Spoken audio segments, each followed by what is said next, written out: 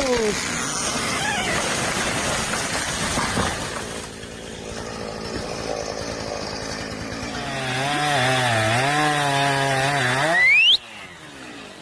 Go, go, go, go, go.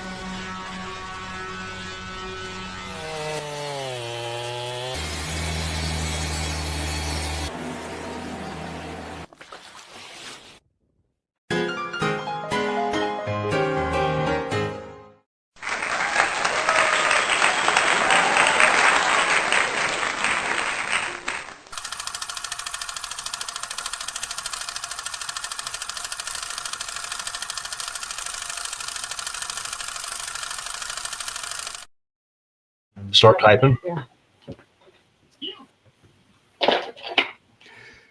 Hello, everybody, and welcome back to the Forestry and Sawmill Roundtable. I think I got that backwards. Sawmill and Forestry Roundtable. I see we already have 14 people that has joined us. Welcome to the forum. Tonight, our special guest is Zach with Logrite, and they're an American-made company making American-made tools. So we're going to bring Zach on, and Zach, tell us about your company and how it started and what you guys do. Thank you, Rick. Like Rick said, I'm Zach. I'm with Logrite Tools. And I just want to say thank you to everybody for inviting me here to share a little bit about the history of Logrite, what we've been doing for a long time, and what we hope to do moving into the future. So, a little history of the company. In 2004, my dad, who's Kevin Bantle, he started Logrite Tools. He had been an engineer throughout his whole life and decided at one point in time that he wanted to run a portable sawmill. And so he spent a few years operating a portable sawmill around New England. And mainly he hated using wooden-handled tools. He found that they broke and didn't like them. And so in his garage, he designed and built a canned hook out of aluminum. And he used it throughout his work there as a sawyer. He found that people enjoyed the product. They liked the aluminum handle. They thought it was a really cool design and idea. And as an engineer and an ambitious man, he decided to take that and make a business out of it. And so in 2004, he started Logrite. And he started manufacturing can hooks and PBs for the logging industry. And as the business grew and we developed customers, we spent a lot of time going to trade shows and selling our products to people with sawmills. And throughout time, we've always been focused on innovation and growth. We've always wanted to have the highest quality products for our customers in the sawmill and firewood space. And so through that, in 2006, Logrite acquired a company, Forestry Products, and they were the original manufacturers of the logging arches. And as we brought that on, we added some arches to the lineup. We redesigned some things, and we were able to then sell a more complete package to our customers. Not only can you roll logs around the sawmill, you can also use a small ATV, a tractor, or even by hand to then move logs around the yard or out of the woods very easily and ergonomically with limited impact on the environment. So again, in 2011, we added yet another company, and this was a penetrating lubricant. Like I said, we're always just trying to innovate and make our customers' lives as easy as possible. And so we brought a company called Blue Creeper. Blue Creeper is an amazing penetrant lubricant. It works great for stuck rusty bolts and hinges. It comes in a small 1 ounce boiler with a needle applicator, and so it's designed to allow you to applicate that lubricant in a very specific manner so that you don't make a mess, and cleanup is really easy. So that's a little bit of the backstory. We are a family business. We all a lot of family members do work at Logrite, which is an amazing thing. Not only that, but we go out of our way to make sure that we source and manufacture all of our products right here in the United States and Connecticut. And that's been a goal of ours throughout the entire run of the company, is to find and source all our materials, and we use local vendors for the processes that we cannot do in our shop. And that has been a goal throughout all time, and we continue to have that goal as we move forward. So a few things we make, like I had already said, we make can hooks and PVs. We make a hookaroon, which is a tool that's great for firewood or moving slabs.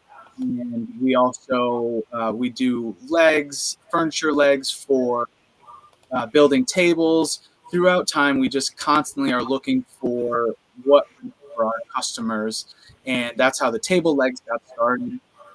Because we know a lot of our customers have access to slab wood. We deal with a lot of people that own sawmills, and we recognize that people love creating things. They like making furniture and tables. It's a great gift. It's a great addition to your house or your kitchen or your living room. But sourcing the legs for tables can be difficult. Sometimes building table legs can be hard. And so we make the legs so that our customers can build beautiful tables without having to go through the hassle of building legs. If you have a slab and you're able to sand it and stain it, you can have a gorgeous table in your kitchen or living room. And that's really awesome. And, like I said, we're constantly trying to come up with new products, and something that we've been thinking about for a long time was hand tongs. Our experience at trade shows, people ask for them. The hookaroon is a great product, and I know people love using the Logrite hookaroon, but it's not a tool specifically for picking up firewood. It's for moving things, say, out of the back of a trailer, or to reach across your log splitter, to put it in a place where you might not want your hands or that you can't reach. And so we knew that our customers wanted a set of hand tongs, and we are proud to announce that we have a lineup of hand tongs now that we have launched, and I'm really excited about them. We have 3 different styles of hand tongs specifically, and we also brought a pulp hook to the market. So our pulp hook's really cool. It has a replaceable heat-treated tip, and so if that tip needs to be replaced, all you got to do is take it off and you can put a new one on. We have, like I said, our three tongs they're 12-inch wide tong. They come in the traditional style where you have the handle in line with the tongs, as you can see. I'm sorry.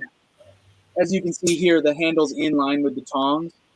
And so that makes it great for working around the splitter when you're moving chunks of firewood to pick things up, and you can move them around the pile. We also knew that wasn't the most ergonomic way to grab something and lift things heavy. So we decided to turn the handle. And so these are our Milo style. That's what we call them, is the Milo tong.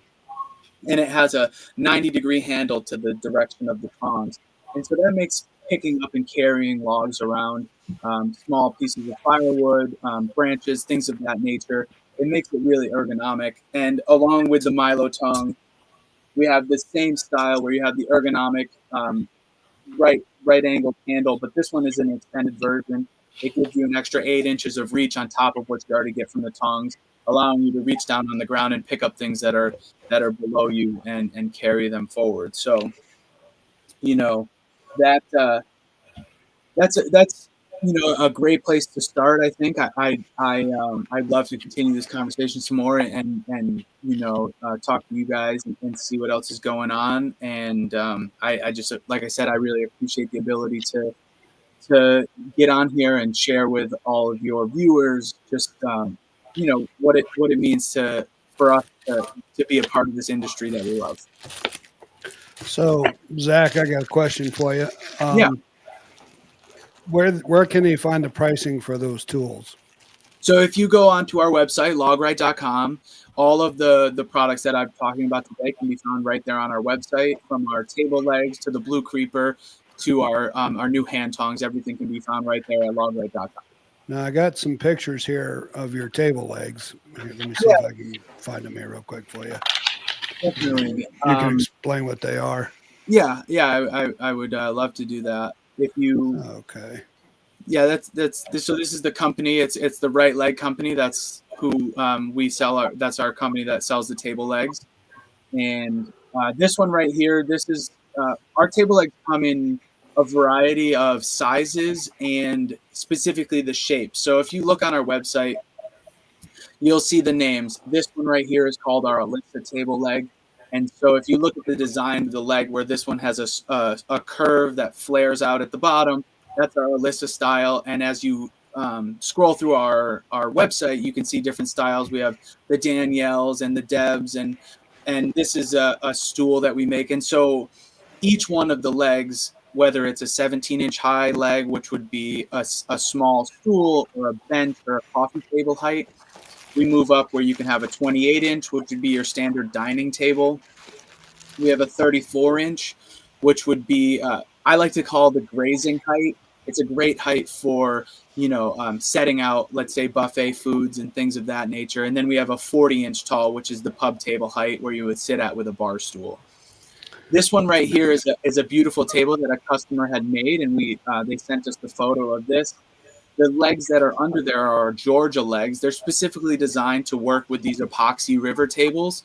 They have two separate pieces of angle iron that connect the table leg to the tabletop, allowing you to have a see-through river in the middle without the obstruction of a cross member going underneath your epoxy fill. And then the Nice. benches there have the Deb style bench leg, which is just two single legs that sweep out. It's very smooth and nice looking. So All right. So Nice. I'm going to go through some of these pictures, maybe explain what's going on yeah, with these. so I would love to talk about this photo. This is we are a sponsor of some professional timber sports teams, both like at the collegiate level and the professional level. And so this is one of those professional stands that we made. These are the Axemen, the loggers of Maine, running their hot saws on one of our stands. And because we've been doing that for so many years, we wanted to bring something to our regular customers, not just the professionals. And so in the last couple of years, we've designed and built a consumer axe throwing stand.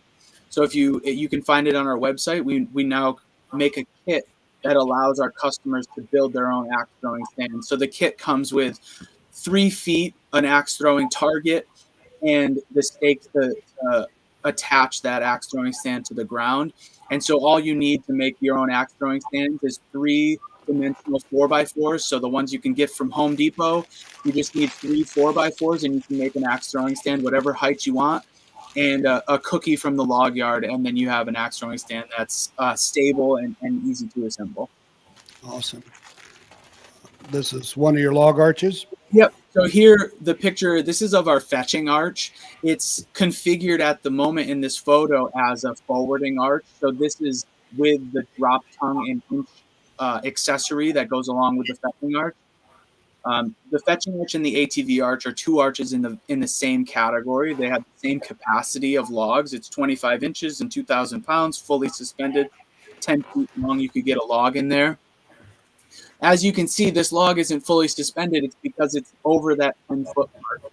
And so what you do is you just grab that log a little bit heavy of the center line, and you pick up, and now that log is 90% of the weight of the log is suspended underneath the arch, and it allows you to move, all that weight in those logs with very minimal power, which is very nice for a homeowner or someone with a small farm or a small woodlot, where you want to have a low impact way to move logs out of your woodlot. And the fetching arch standard comes with a D-ring and handle and a set of tongs, and in that configuration, it's used for sending it over a hillside. That's why it's called the fetching arch. You would use it with a winch line, and you hook into that D-ring, and it allows you to fish logs off of bankings and down steep hills where you wouldn't necessarily want to drive a piece of equipment. And then when you get to your landing spot, you can put in the drop tongue and winch combination and then pick up that log and drive it to your landing, which makes it a very versatile arch. The ATV arch by itself is just a forwarding arch. So if the ATV arch is meant solely for hooking up behind an ATV or a small tractor, a UTV, something of that nature, and then you can pick up logs and drive them out of the woods. Yeah, we have a couple ourselves, and it's also very friendly up in the woods. You don't tear up you don't tear up the landscape and everything with the log arches hauling them out. Yeah, exactly. Because you don't have the heavy equipment, you just have the ATVs and the log arch. Right, and I've had that question before, where I've had customers say, "Well, hey, I have a tractor. I don't need a logging arch," and I understand that you can move some wood with a tractor, or if you have access to a skidder, that is an amazing way to move wood. But that's not what we're focused on. With our logging arches, we are making tools that are one, they're accessible to almost anybody who wants to get a log out of their wood lot. So a homeowner, someone with a small acreage, they can have access to that, and they don't have to destroy their forest in order to harvest the wood out of it. You can do selective harvesting without making a mess. If you're cleaning up a maple stand or you're just trying to harvest firewood, it's a great way to not damage those other young trees that are on their way up while you're trying to collect the firewood for the year. Yeah, Rick and I would recommend that very highly. I appreciate Not to mention it keeps your logs 100% clean, so you have no dirt that you have to worry about sawing. That's a big thing for us, especially with our sawyers. Is as a sawyer myself, I do a fair amount of sawing in the yard. As you can see here, this is me rolling a log onto a sawmill with one of our extreme duty plant hooks. And having dirt and debris and rocks on the bark of your logs really makes managing your blade sharpness difficult. And so when we can pick the log fully up off the ground, you don't have to worry about dragging it through the mud before you get to it. Oh, right. So you guys trade your tools for that? Was it an LT40? So let me ask you a question, Zach. I know Logrite Tools are blue. Yes, I've seen a lot of Logrite tools that aren't blue. Who do you manufacture tools for? On if you know what I'm talking about. Yeah, so I understand. So I'll touch on this picture real quick. This is just a great way for us to show, this is one of our arches. This is a tractor arch that's being manufactured in our shop in Connecticut. And you can just see that we make everything right there from the beginning to the end. Everything's assembled and built right there in our factory. And so as far as our private labeling, we do private label for a few companies. There's a few dealers out there that have our tools specifically. One of them is a steel. If you see a steel logoed tool in your local power sports store and it looks like a log tool, it's because it did come from us. So. Awesome. Okay. Let me get back over there. Hang on just a minute. I lost my spot. No worries. Bear with me, guys. This isn't usually my forte. This is John's. All right. So what are we looking at here? So this is really cool. And I love this photo because it shows, to me, as a part of this business, it shows our growth. Throughout time, we've made an effort to bring as much of the process in-house as we can along the way. So at one point in time, we acquired, this is a CNC plasma. And so all of our hooks that are on all of our tools, we're now able to manufacture those hooks directly in-house. We don't have to have anybody else cut them out. So this is just, again, showing that, through the years, through the growth and the expansion, we've been able to take control of our products, and that's how we are able to deliver the high quality product that we make, is because we have control over all the areas of manufacturing from the beginning to the end. Awesome. Okay, and I think you've already showed us these. Yeah, so like I said before, this is a great image. This is our traditional tong, and this is using that traditional tong. You can see it works great. It's great for picking up small pieces of wood and logs And I really enjoy using this traditional style when I'm close to the wood splitter, picking up chunks, picking up split firewood, and the ability to move them around if I'm loading a trailer or just picking things up off the ground. You can see all you got to do is bend down and pick up those logs with the tongs, and it works great. Gotcha. All right. And so And then here's the extended Milo version. So I don't believe we have the photos of the regular Milos, but you can see here how using the handle that's turned 90 degrees, it puts my wrist and my arm at a very ergonomic position. And so I'm not straining my wrist as much to pick up and move that log. And when I'm moving small logs across the yard or over to my wood splitter, having the ability to not kind of put my wrist in that weird spot is really nice. It makes things feel a lot lighter. And with the extension here, especially if you're trying to do some yard cleanup or, just shuffle around things around your wood splitter in the firewood processing area, not having to bend over is a real saver on your back. all right. And then we've got, So this is our pulp hook. This is a tool that has been around for a long time. The pulp hook has been used in industry for many years. Originally, a pulp hook that was designed to pick up 4-foot chunks of wood, where you would take that end, the sharp end, and you stick it in the butt end of your piece of wood, and it allows you to then grab the other side with your hand, and it can still be used in that manner. Along with all of this is our hookaroon. It's a tool that we've made for as long as we've been in business. The hookaroon is one of my favorite tools, especially when I'm splitting firewood. And it works great for moving slabs off the top of your sawmill as well, if that's what you're doing. So with the hookaroon, all you got to do is grab it and just a light tap into the end of a log or the top of the slab on the mill, and you can grab things. It gives you an extra reach. We make them in all different sizes, from 24 inches all the way up to 96 inches. And so whatever your needs are, we see people use them with firewood processors.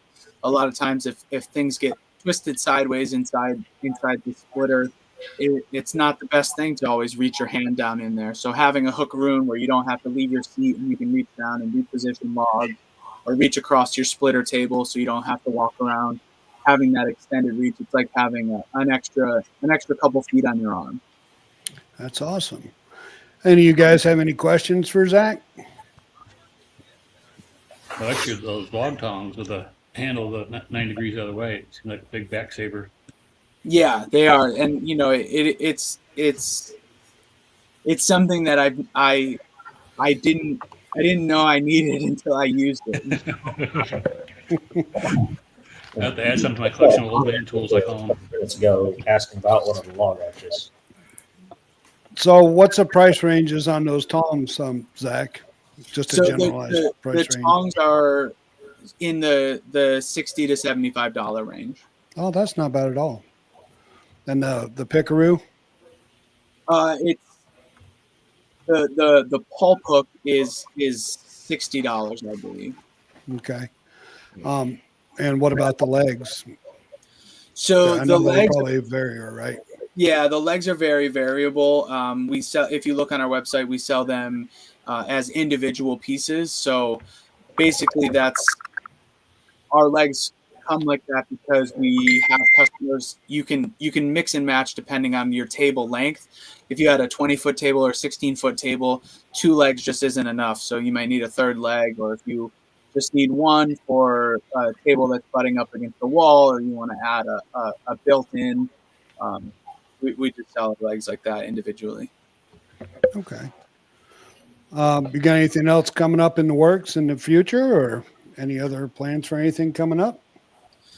So right now we're looking at continuing, the development with looking at the firewood industry is something that we are interested in, and we're constantly trying to make make our products make using your other tools easier. So right now there's not any specifics I can get into, but as a company that's focused on making our customers' lives easier, we're always in the back rooms trying to develop new things that'll make, whether it's sawing wood or splitting firewood, just trying to improve that experience for the people who use our tools.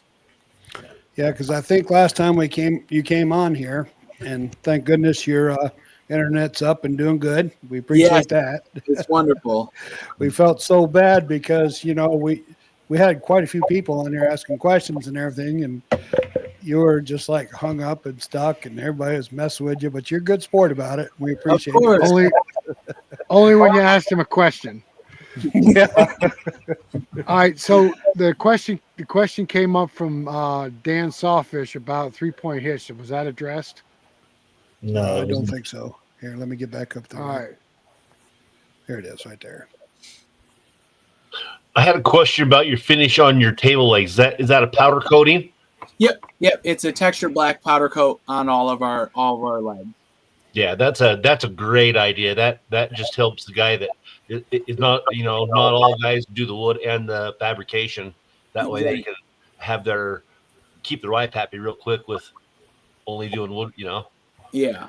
Hello, my buddy Craig. I didn't even see you slip in here. I've been right Where below you was the whole I? time, dude. Where was I? All right. So there's a question on the screen there, Zach. It says, does Zach make a tractor 3-point hitch? Boom. I don't know if I fully understand the question. What do you mean by boom? Some people call it a stinger. It's like a 3-point hitch goes on the back of a tractor and it just sticks straight out for picking up the end of a log or picking up items. Have you ever seen a portable engine lift? Yes. Something like that goes on the back of a tractor. Okay. No, that isn't something that we currently have in our lineup, but as people who love our customers, we are open to hearing what people need in the industry. And so, if you call and talk to our front office, we would love to have a conversation about what your needs might be. And if we can make something happen, we would love to be a part of it. All right. So there's a question there. Are There the you go. legs on the Logrite site? Yep, you can find our legs on the Logrite website as well. Okay. And the legs are very nice. Thank you. Okay, I got you. I met your dad at Paul Bunyan this year, and he was super excited about the customer base that was there with the firewood opportunities with all that stuff. Yes. Yeah, we love going to trade shows and interacting with all of our customers. Two big ones that we go to is the Woodsman's Field Days in upstate New York, and also the Paul Bunyan show out there in Ohio. And just being able to go out there and let our customers get their hands on our tools and see what they look like in person is really important to us. Interacting with all the people in the industry is always a pleasure, and it's just a good time to be out there at those trade shows. A lot of the same like-minded people. Yeah. Unfortunately, I didn't get the opportunity to go to Paul Bunyan this year. I had some. I know. I saw your tin man over there. Your dad was there.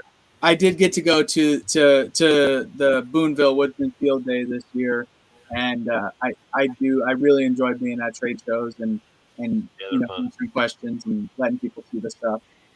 Yeah, Rick and I walked up to Zach and said, "How you doing, Zach?" He just kind of looked at us like we had two heads. We had been a long time at that point. Do I know these guys? They're gonna kill me. maybe you were blurry the last time. I don't know. No, or we're just like stuck. Yeah. All right. I see on here that Adirondack Woodsman had a question, but I don't see the question. Yeah, what was that, Paul? I'm not getting all the comments, Tim. Well, Jeff bought a used log arch. I was wondering about I think there was a receiver hitch on the front and the back. It was a L26, I think, or L35, TL36. L36. I saw that question. Rick, what happened was when John didn't come in, it messed us up. I had to redo everything. All right, but I'm not getting any of the comments. Not at all. Well, I'm getting some, but not all of them.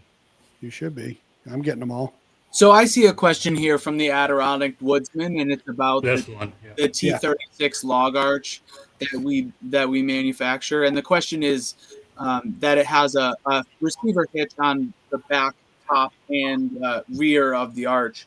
And so what those receiver hitches are used for is some of our customers want to put a receiver mounted winch, so you can have an electric winch mounted on either the front or the rear of the arch.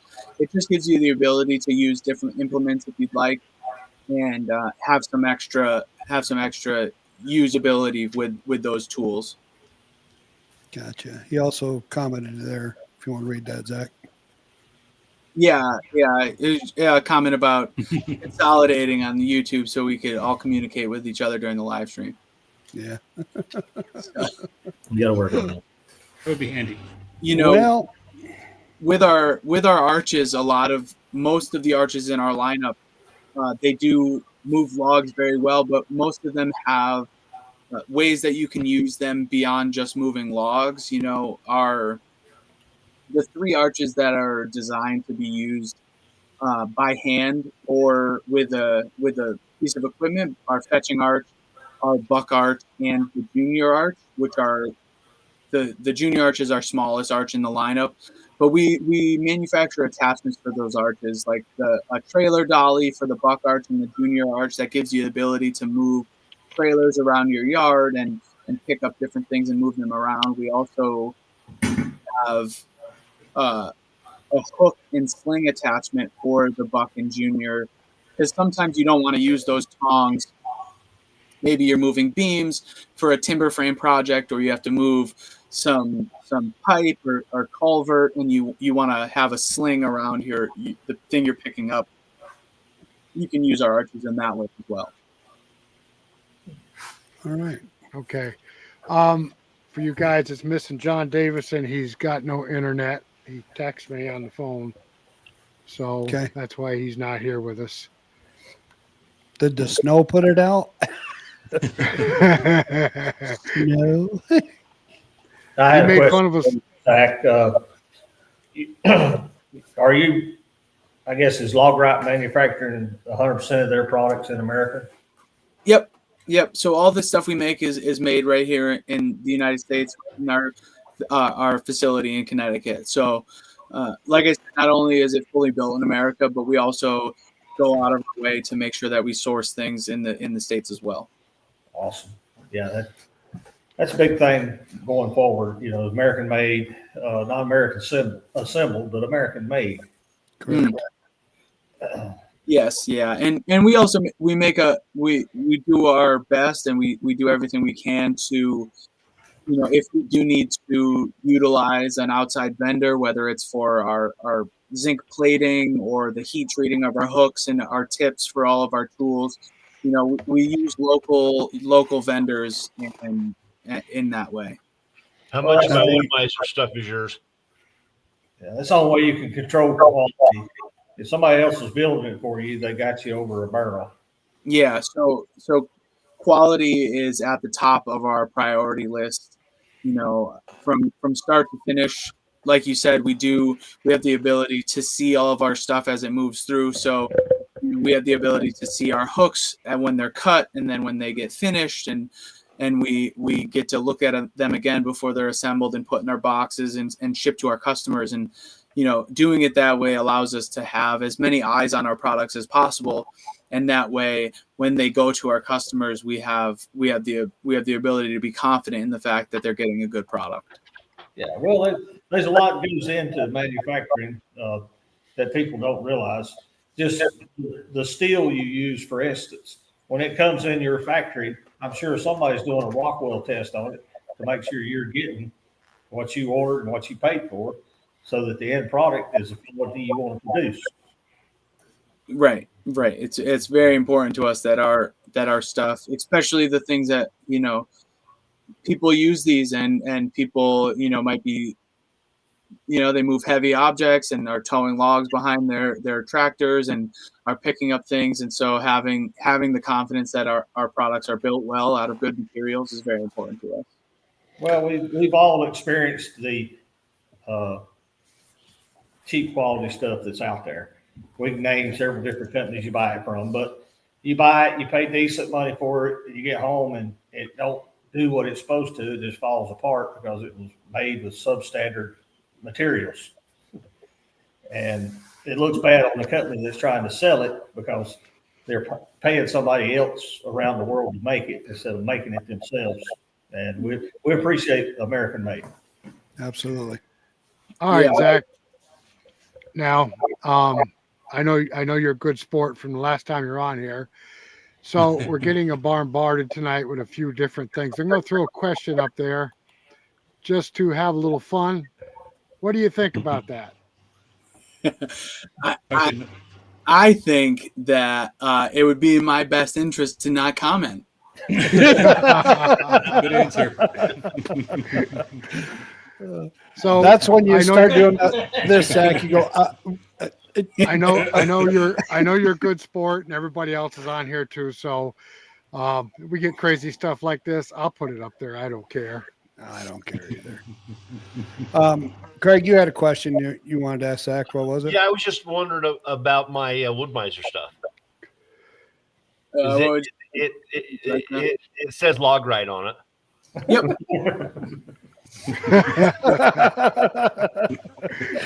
No way. You have you got a tool from Woodmiser with the Logrite logo on it. Correct. Yes. So 5 of them. we do manufacture tools. Some of the can hooks and PVs that Woodmiser sells will have our Logrite logo on them. I wish you'd put the sticker up a little bit higher because where you have them, they get rubbed off from prying logs to and fro. Yeah. Well, the good news is how you know it's a Logrite is that it's well made, Yes. and I had a 4,000-pound log drop on one, and it barely has a dog leg in it. Now, Neil here from Riverside, he's one of our panelists. He couldn't make it tonight because of a death in the family. But he says, I have 2 Logrite can hooks. I love them, especially to stop keeping from smashing your fingers. Yes, sir. I think him and Thomas both said that if you smashed your finger with one of those, you had to be not so right, I guess. So I'll explain what he's talking about. On our can hooks PVs, the hook that allows you to move the log can swing in both directions, and so on the collar that holds the hook to the tool, we have safety pins that are used in order to stop that hook from coming all the way back to the tool on the reverse side, and so it'll keep you from smashing your fingers. I don't suggest you put them in there because it's not a great place for them to be. But I think we've all probably done it a time or two. Yeah, sometimes you just All right. grab it and you stand it up and the hook comes flying back, and it's a real nice thing that pin is there so you can keep your fingers safe. Yeah. Okay, Anybody so who grew up everybody, using old school ones knows what he's talking about. You can get your fingers in the wrong place. Yes. okay, so everybody put your poker face on. I've heard through the grapevine that somebody actually bent or dented a track on a sawmill by dropping a Logrite tool on that track. Ooh, I don't know who that could be. I hear some laughing in the background. Who's that? Yeah. Who's that? I don't know remember who how that big could the camp be. was, but can't hook out of my hand and went down onto the track with a can right on top of it and put a dent in the Woodmiser track. Ooh. But the PV was Oh, you were supposed to. I wasn't going to tell on you. You didn't have to break a face. gotta fess up. It wasn't Paul, it was Andy laughing in the background. Yeah. Yeah. So I see Antarotic Woodsman says he's got the 72-inch can hooks, and that's our largest tool. We call it the mega hook. It's 72-inch long. It has what we call the number 3 hook on it. But it's a large hook. You know, that tool is designed for rolling large logs. It's got a lot of leverage. It's got a big hook on it, and it makes rolling those bigger logs easier, especially, if you're by yourself or you got to move some stuff, and Easier. It makes them. It makes it possible. it makes it possible. Correct. Yeah, I wouldn't necessarily want to use it every day for rolling cants on my mill, but that's why we make a mill special tool. So, Yeah, how long are those? I remember Eric used to saying that he had a, what was it, 36 inch or something? Yep. So we make our. I can kind of talk about the different sizes of our tools. So Yeah. the mill special category, they're all a smaller tool. We make them from 24 inches up into 42 inches, and all of our mill specials have what we call the baseball grip. So at the end of it, it's got a grip similar to a baseball bat. There's no rubber grip on the mill special tool. It's just the powder coated aluminum with the baseball grip on the end. And that tool, it's designed to be used in and around the sawmill for rolling cants. It's great. Also, you could roll logs onto the mill with it and use it as a normal can hook. But having that extra grip gives you, some place to hold on to and things like that. We also have a series of smaller tools with the grip. We make a 24 and a 36 inch small series can hook, and that has that same smaller handle size. It's just a lighter tool, maybe for doing the same things, but you don't like the baseball grip.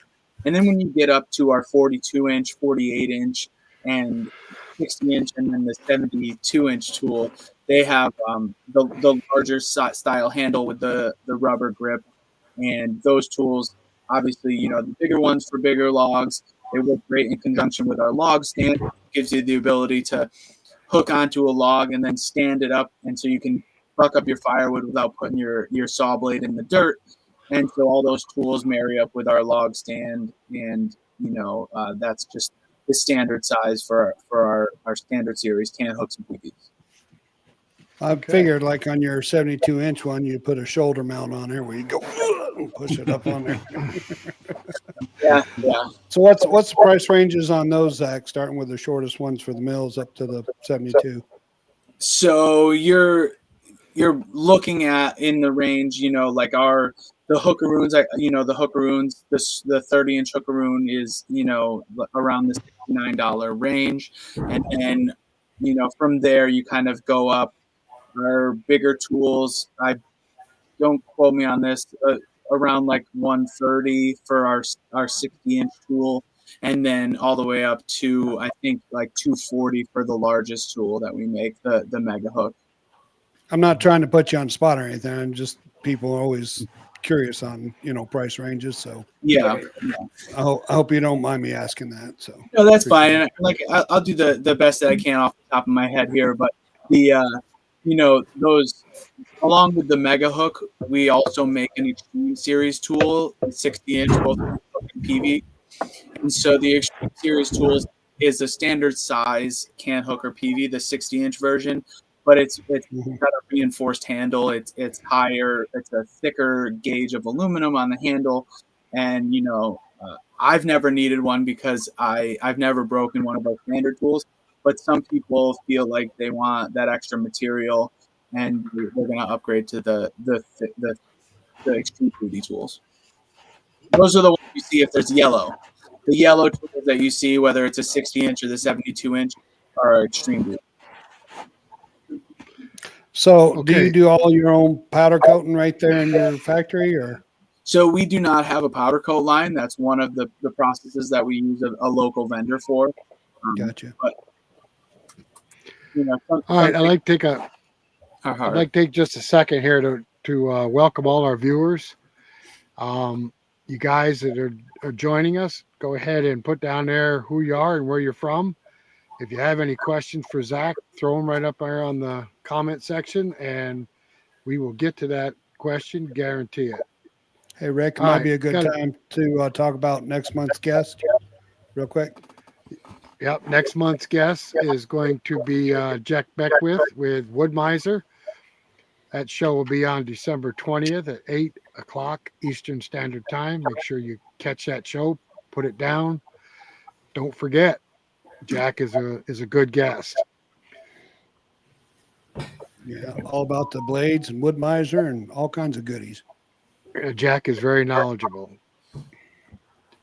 Must be people with the last name of K, with their name ends in K. They're very knowledgeable people. Right, Zach?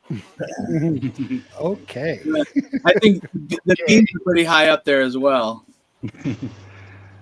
All right, so go ahead. I didn't mean to break in, but I just want to welcome our viewers. We have quite a few people watching us. We got one in Southern Maine, Roy Salmon. Do we really? Welcome, Roy. Nice. Now, Yeah. I got a quick question for you, Zach. I didn't know that Logrite had purchased Blue Creeper. It's kind of a hidden gem a lot of people don't know about. Yeah, so like I said, in 2011, it's you know, it's one of those things that, you know, when we have the ability to improve whatever we do, whatever our customers do, it was a great opportunity for us.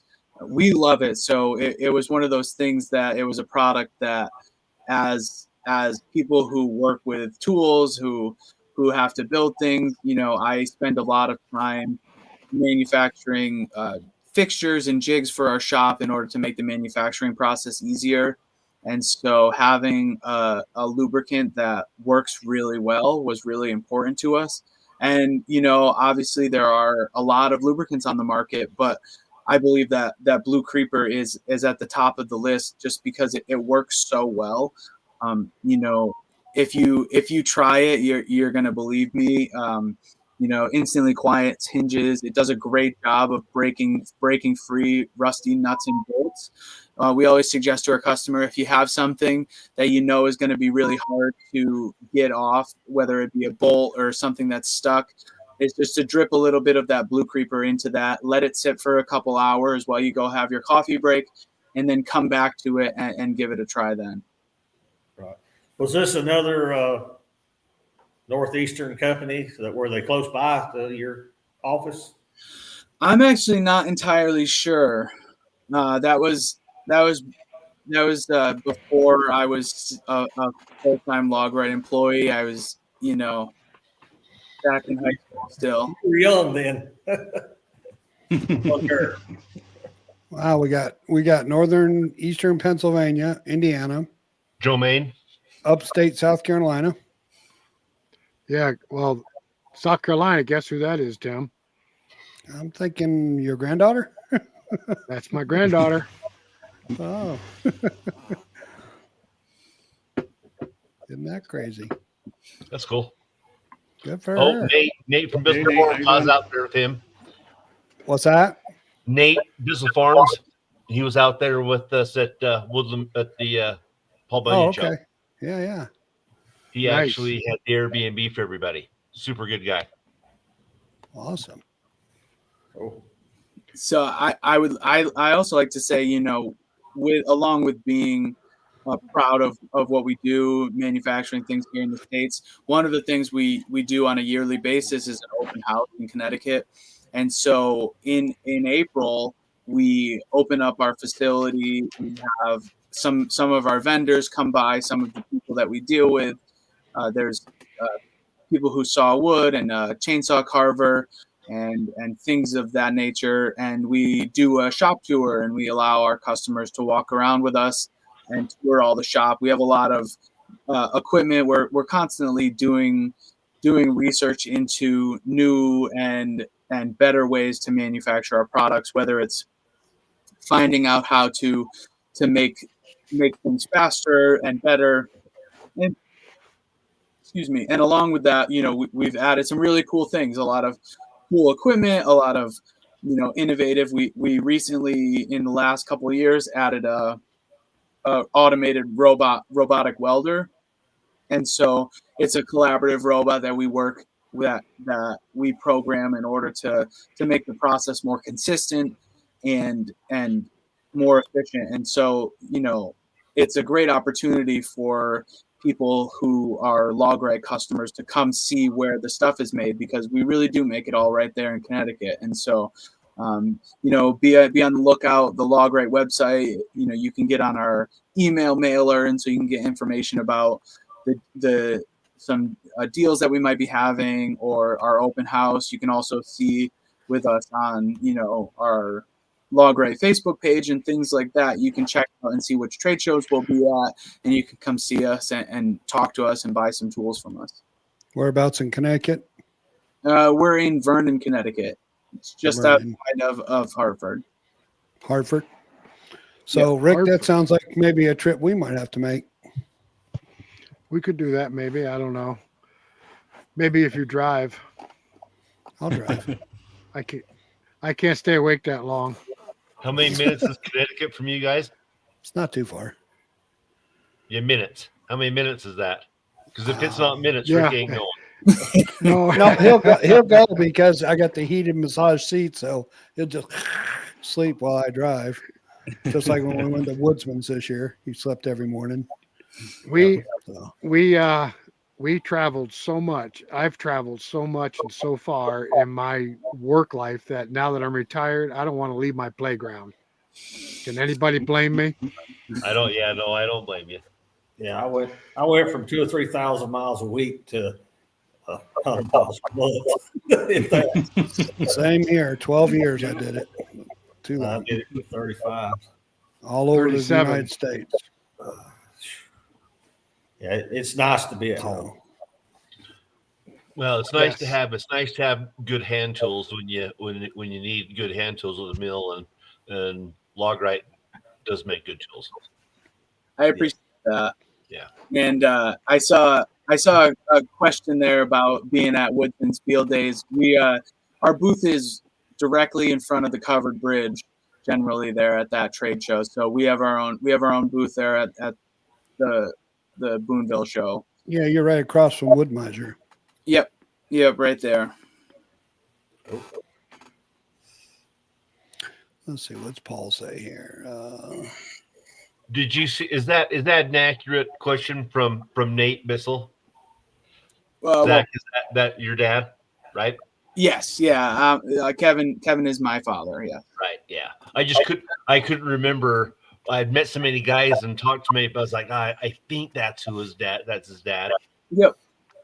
Yep. There he is. Is it right there? Yep. Yeah, that's me and my father. That's us at the Boonville show. Yeah. And there in our booth, and you can see in the back, just to speak quickly on some of the other stuff we do. Those tools hanging up on the rack there in the back are our log scales. We sell them with or without handles, International and Doyle. Oh yeah. Well, Yeah. and those are great. They're anodized aluminum with a laser engraved numbers on them. They last forever. They're built well, and it'll be. I use my Doyle every day, almost every day. Yeah. Love it. Didn't you have some axe throwing targets or something up there too, Zach? Yeah, so I like I mentioned earlier in this video, we do now manufacture axe throwing target. It's just a easy thing to assemble. You put a couple legs on it, and you have a really sturdy target to throw your axes at. So that's great for angry wives, correct? Exactly. Yeah. You don't have to go to the axe throwing place anymore. You can do it right in your backyard. There you go. That's awesome. Let's see. You're 4 hours from out around that Woodsman. Logrite is a great idea. Oh, right leg. Yep, that's a great idea. I agree. Thank you. Yeah, it was one of those things that making tables is I love to make tables. It's one of the things that I do in my free time is I create tables and do epoxy work and things like that. And so having the ability to find beautiful pieces of wood, sometimes you just come across something that's too beautiful to saw into dimensional lumber, and you want to make nice out of it. And so having tables that you can have beautiful designs with is a really nice addition. So Zach, you own a sawmill? You own a sawmill? Yes. Sawmill. So everybody on here owns a sawmill, Zach, and you mentioned Home Depot earlier. Yeah. Fine stuff, yes. So, I mentioned Home Depot because I understand that not everybody that's going to want an axe throwing stand is going to be somebody who owns a sawmill. And so, if you do own a sawmill, all you have to do is cut your lumber to 3.5 by 3.5. You know, Or it's go visit designed your local for sawyer a for it. dimensional 4x4. So you have a Chuck says Chuck Root from Not So Retired with Chuck and Judy. I have a Cook's SW52 sawmill. I bought 72-inch can hooks from Logrite for the big logs, and he's a little northeast of Kalamazoo. I imagine that's Michigan, correct? He needs the big ones. That's a 52-inch cut that he Oh, has. I know. It's like the slabber. Yeah. But Chuck and Judy, I really appreciate your business, and I hope you're enjoying using your 72-inch can hook. I know it makes rolling those giant logs a lot easier. Well, I know that if you got an ATV arch, you are going to be super pleased with it. Rick and I have them, and it's just like, oh my gosh, it's the best thing that we could ever have as far as logging for us and maintaining our forest. Yes, I am impartial to the ATV arch. It is my favorite arch in the lineup. It was very, very handy for a few years. I worked on a farm, and logging and forestry wasn't our main priority, but I split a lot of firewood, and being able to move those logs with a small ATV, and I managed a sugar stand for maple syrup, and getting in there without tearing things up has been great. Yeah, Nate. Yeah, exactly. Keeping them out of the mud. That's what it's all about. Yeah. Amen. Absolutely. All right, two guys have joined us. Hi guys, how you doing? Hello, Dan. Another thing too, Zach, is I've noticed that using log arches instead of dragging logs with a tractor or a skidder, you don't damage trees because you're not dragging logs around trees. You're actually driving through the woods, hauling logs off the ground on a trailer. Basically. Yes. So our log arches, they follow very nicely. They track behind your machines, just as well as.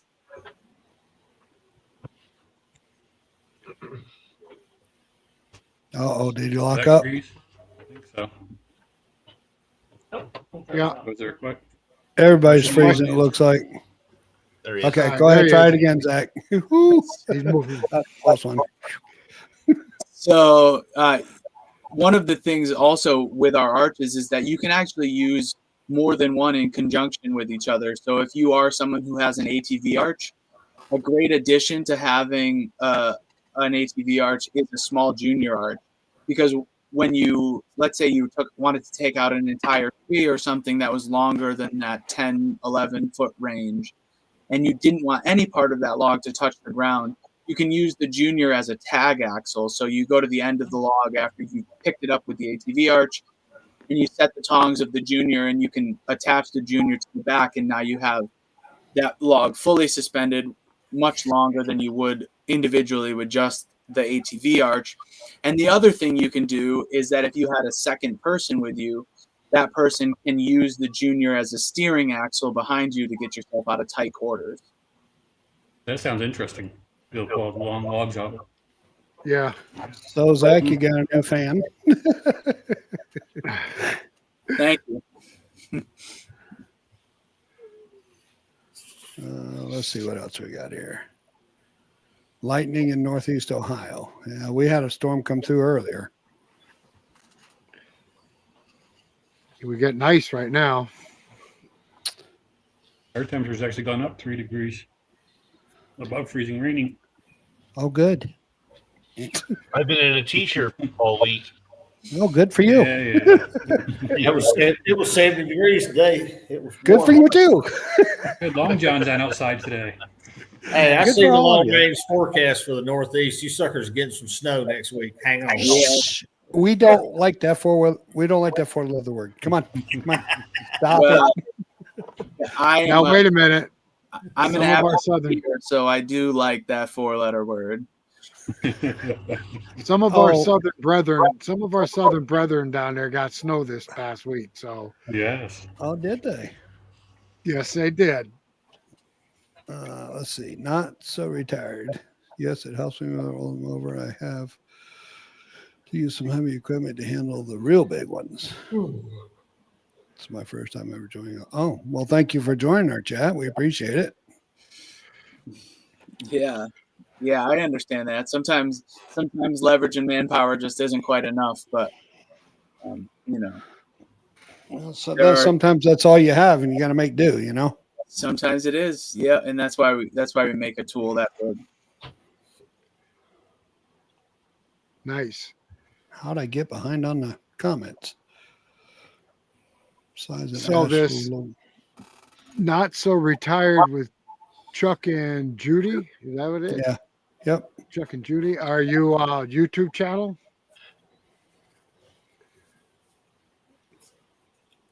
All right, we got a bunch of questions, I think, Tim. Clicking through them. How do I remember now? I always have a little red. Thanks, Adirondack Woodsman. Okay.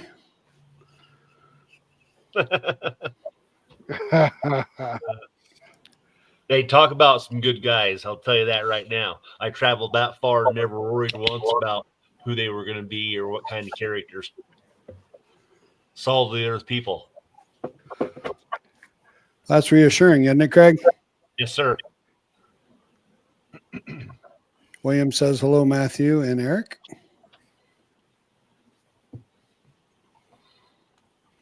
It's just Eric now. Matthew had to leave. Oh, where'd he go? Now- Where'd he go?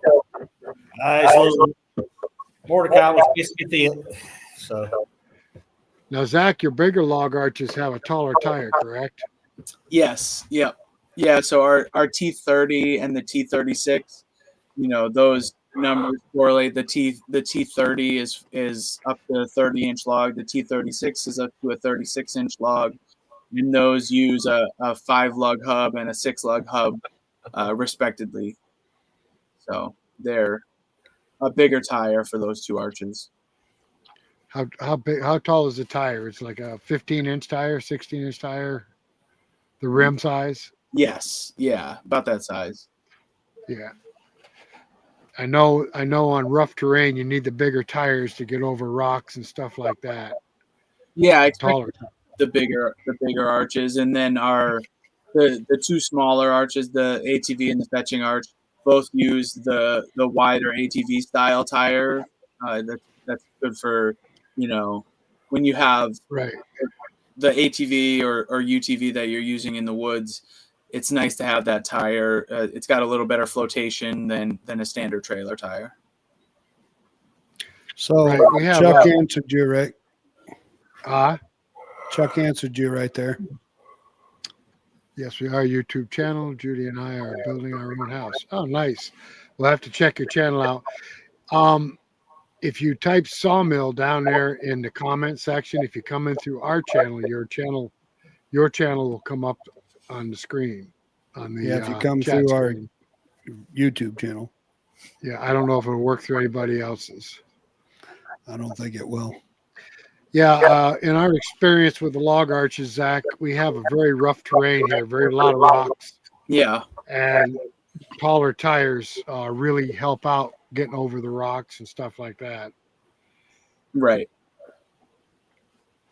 We started out with ATV tires, and like you said, the low ground pressure is great, the flotation, but getting over some of these big rocks, it was like almost impossible. What, Nate? National emergency? Don't come up to the Northeast. 1 inch, we close down the state. That's like frost to us. That's funny. With the snow and with the weather, we've manufactured our logging arches and products for people in all the areas of our country, and we make skis for our ATV and fetching arches, the skis that can mount directly onto the arch, so you can pull them with a snow machine. Let's say you're in Alaska, That's you know, cool. and having the ability to move logs out of the woods no matter where you are is something that we really strive to achieve. 2 foot Nice. in Tennessee. Nate's in Ohio. 2 foot. Now, I think we weren't the first ones to get snow this year, were we, Craig? Out of No. our group. Craig had snow a couple weeks ago. Yeah, I had it didn't last very long, but I have snow above me on the hills above me. It doesn't matter if it lasts long as you get it first. Yeah, I got it first. Yeah, Dan, you're exactly right. I remember when we lived down south, school would close if we had a threat of a flurry. You're right. Oh yeah. They've been in hoodies and cold too.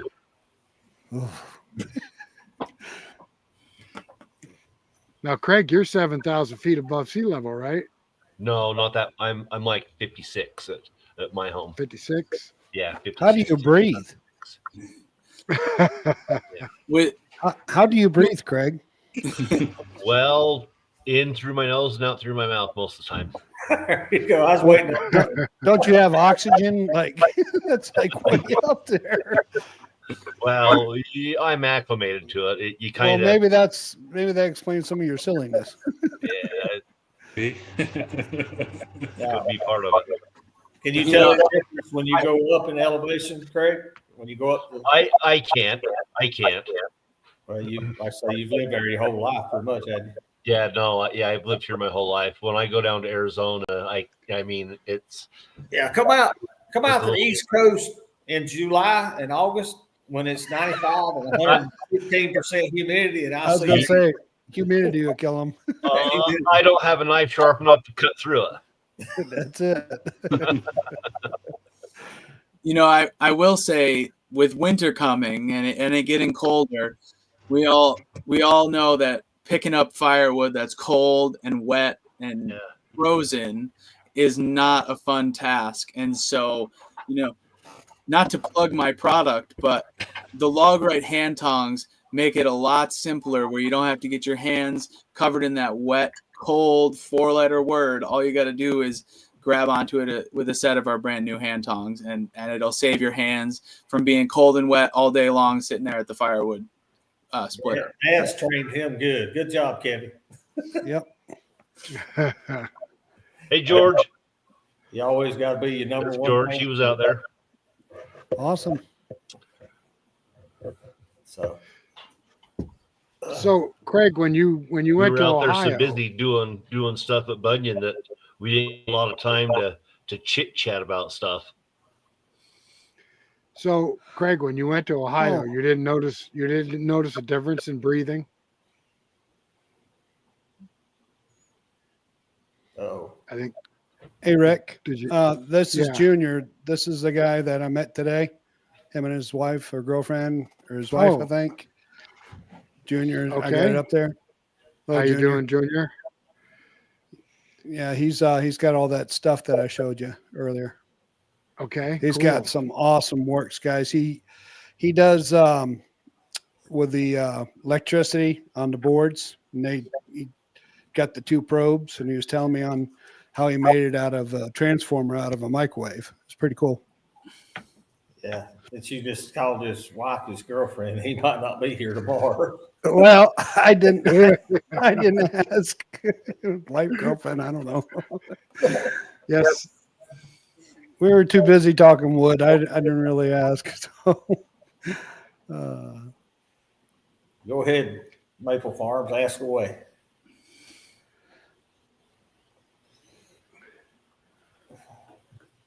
Yeah. hello, Craig. He said Craig turned into a superhuman breathing Ohio air. Where did he go?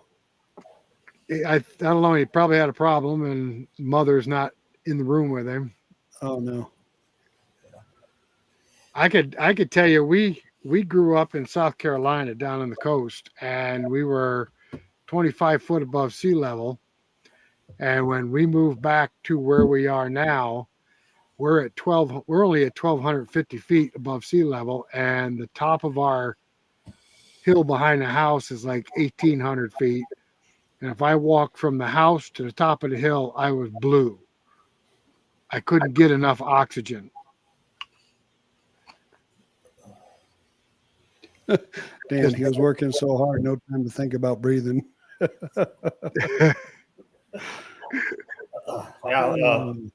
Zach, I got a question for you at Logrite.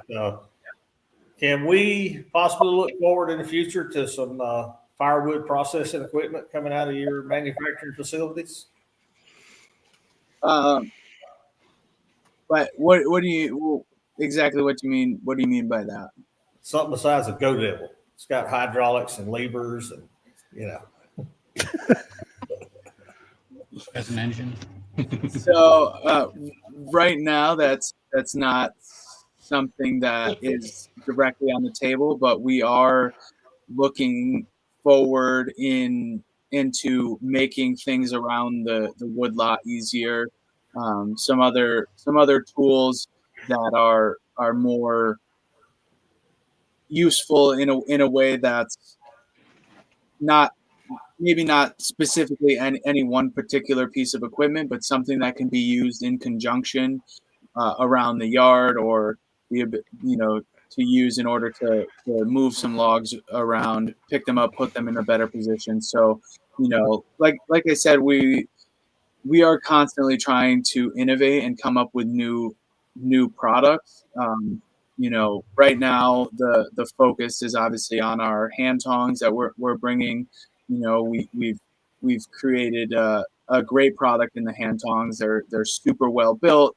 Built out of good materials, allow you to move things ergonomically, and then we're continuing to look at the industry, whether it be for sawmilling or splitting firewood, and we're seeing where our customers have hangups, and we're seeing where our customers need some assistance, whether it be with anything mechanical or a use of a hand tool that we can create, and then from there we bring it to the design process. So we're constantly looking at whether it be firewood or sawmilling or just logging in general, and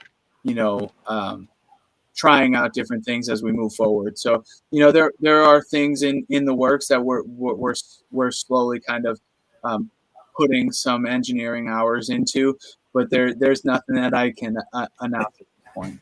I know I put you on point there, but there is a lot of room for improvement in the sawmill application, secondary handling, firewood processing, slab flatteners, sanding tables. You build beautiful tables, and you're probably using somebody else's equipment to slab flatten.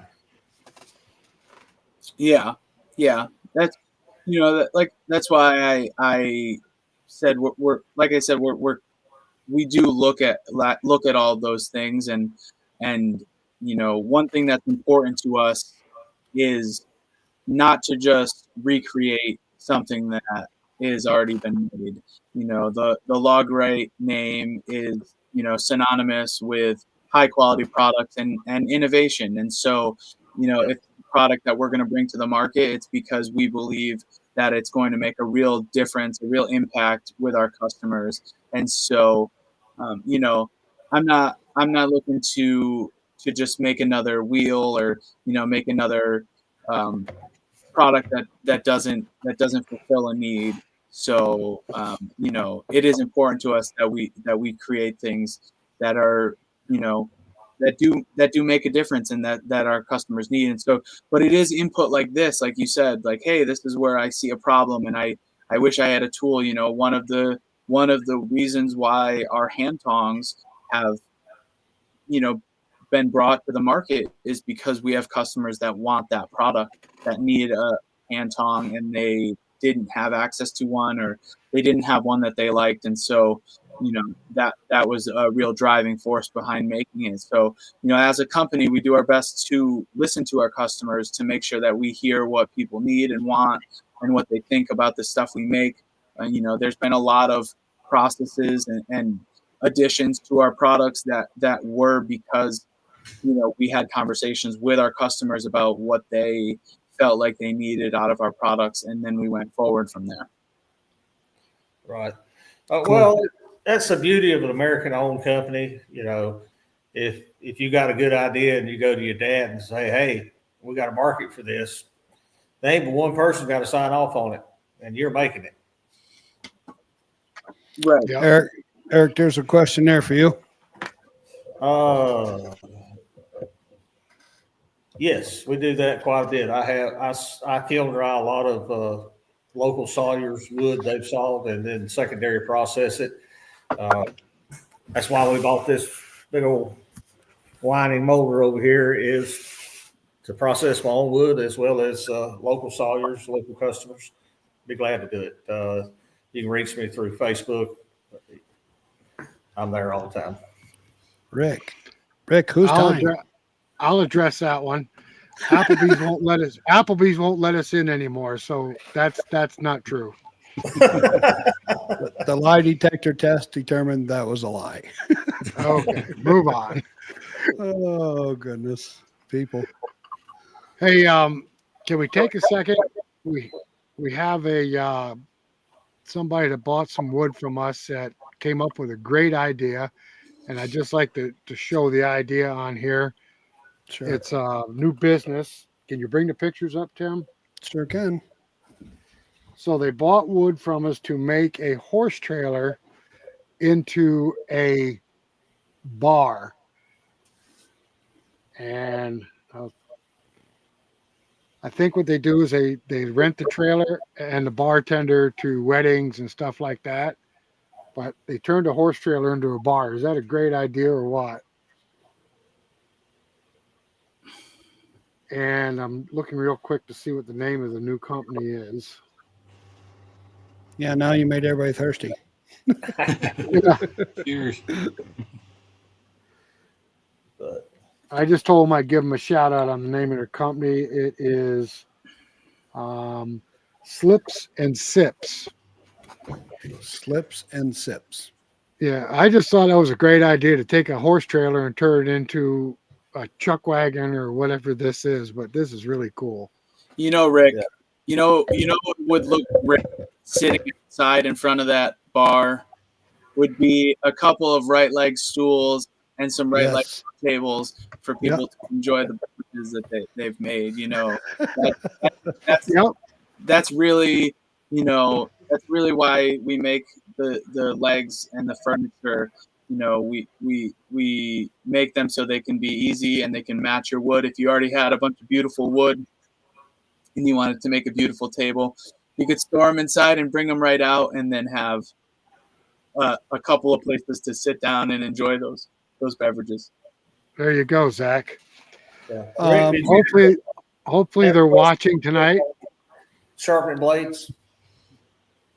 Junior, this question's Junior asked me a question. This is a gentleman who's out today.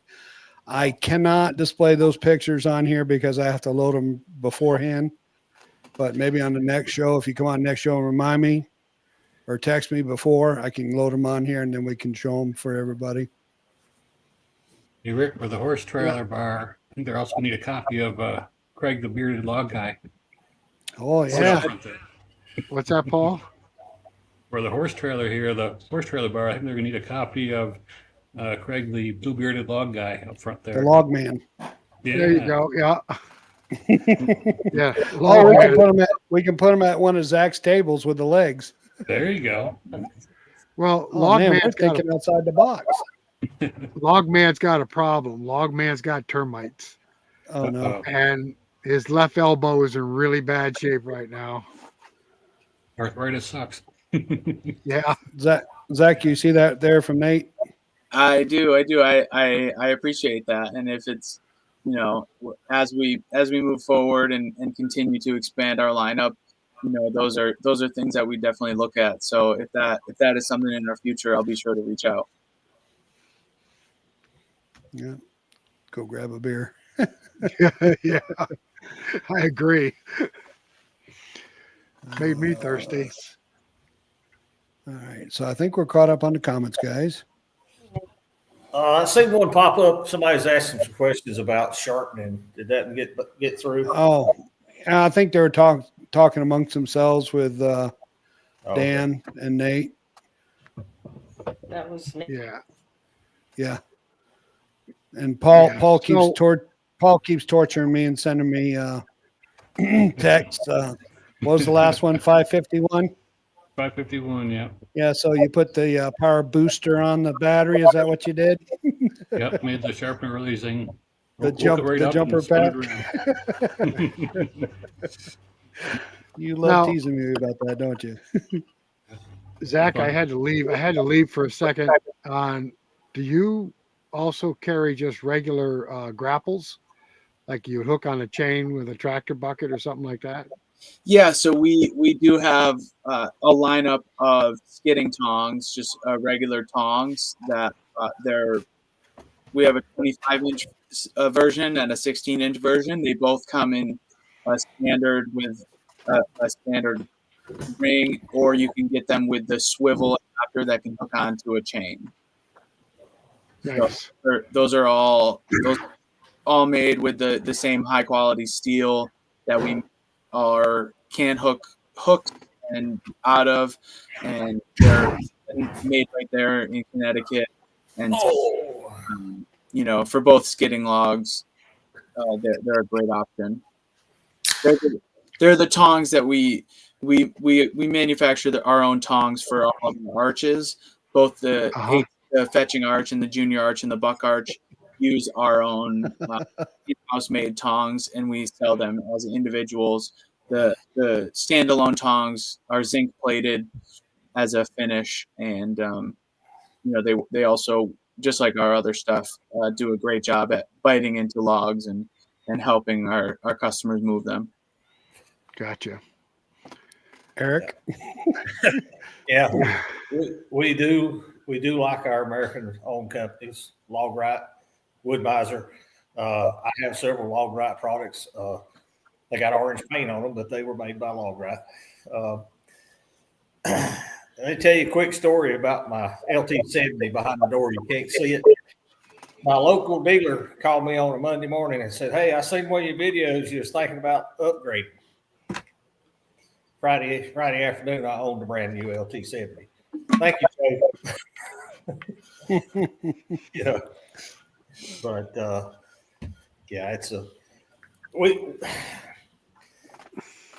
there's nothing wrong with being pro-American, and if you're European, be pro-European, whatever. I was looking at chainsaws today on Facebook Marketplace, because I got an addiction, and one of these Neotechs popped up, and I thought about it, and I said, it ain't American made. It's a copy of an American made product. Why would I buy that? Pass, move on. And that's what we as Americans got to do more of. Some of these products are always going to be available. You just got to make a choice. Quit purchasing. Buy something that's made in America, made with quality, and it's keeping other Americans employed. I'm sure you got a huge labor force that you're taking care of, Zach, between you and your dad. You're feeding a lot of families. Yeah. Yeah. It's important to us to, have, a great team of employees there at the shop. We work together. We try our best to have people. We do a lot of training in a lot of ways. A lot of people. When you work with Logrite, you get the opportunity to learn all about the process from start to finish.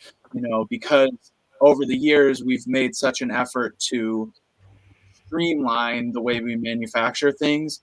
It's created the ability for people to learn those processes. A lot of times when things are manufactured, there's not firm manufacturing instructions or the exact way to do things, and so our process has been refined over the years to a way where being able to train all of our employees to do most of the jobs in the shop has been a real benefit. Yeah, you're not a huge industry. You're not like Chevrolet or Ford or whatever. You're a family-owned business, and I'm sure you know the majority of the employees personally. Yeah, we do. You know their families. You know when their kids are having birthdays, and that matters. It matters a lot. We went through a phase over the last 20 years or so where I don't understand it why was it's. almost a bad thing to Not be enough told. storage. Was that? Well, that's changed. You know, there's nothing wrong with being pro-American. There's nothing wrong with telling people you need to buy American made to support the country that you live in. Now, if you live in another country, then you support your country, but we're Americans. And it's time we get back to living that lifestyle and taking your money and speaking with it. Buy American made. You know? Yeah, that's why we love that we can put that sticker on all of our products that says "Made in America" because we that's what we do. We make it right here. Well, I make a conscious choice just like everybody else. If I walk in the store and there's 2 widgets for sale, and one's made here and one's made somewhere else, it makes my choice real simple. Absolutely. Definitely. How many log arches you guys think you build a year, Zach? Just curious. I'm going to test you now, pal. I don't know off the top of my head. If you had to guess, what do you think? He's not in sales, he's in marketing. Yeah. I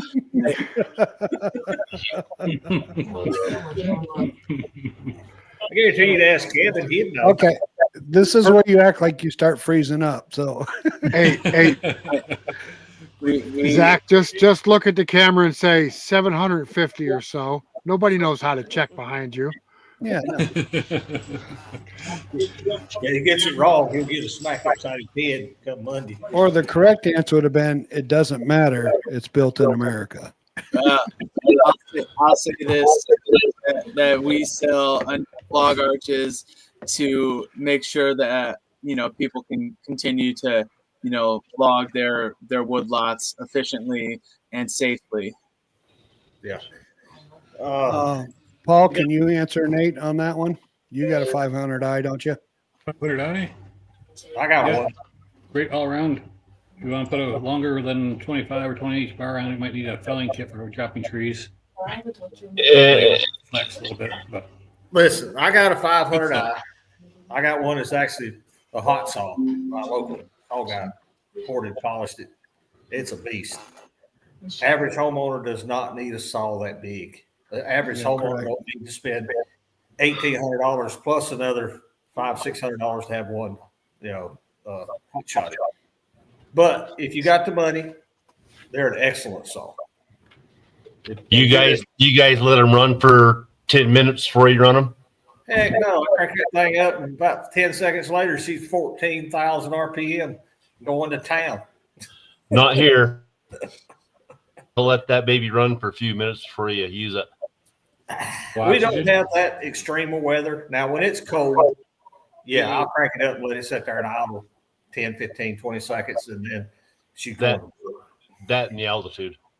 Yeah, I'm sure the altitude makes a big difference, but Yeah, I have to let it run for 5-10 minutes before I get it going. But once it's warmed up and going, it wow. starts. Yeah, they're an excellent piece of equipment. You get what you pay for. It's not a $500 chainsaw. It's an $1,800 chainsaw. higher now. So, Zach, Yeah.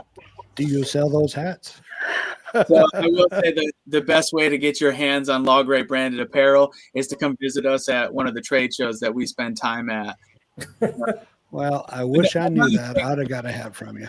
I'm reading some of these comments. I saw a question there about one of our log arches to see if they do a 40-inch log, and the biggest log arch we make is the T36, which does 36 inches. I will also, so, as a family-owned business, marketing is just one of the hats that I wear. So the majority of my work consists as a manufacturing engineer. So I spend time in the shop and my main goal is to make sure that our products are made as efficiently as possible. I do tooling and fixturing for making our things consistent. Consistency, quality, those are top priority for me. And so most of my days I spend trying to think up new ways to make the process in our shop safer for our employees, trying to make the product better for our customers, and just trying to all in all make a higher quality product. Okay, so Ray's asking pneumatic or solid. I already know the question. I answered They're that. pneumatic tires. Exactly. You want a little bit of flexibility running them through the woods. Yeah. So the benefit of a 500i versus a 660. I own both of them. The 500i is a screamer. The 660 is a log bar special. If you want to pull a 5-foot bar, low RPM, high torque, that's what you want. But if you want something that's going to cut quick, 500i. I would put a 660 on a slag and needle instead of a 500i.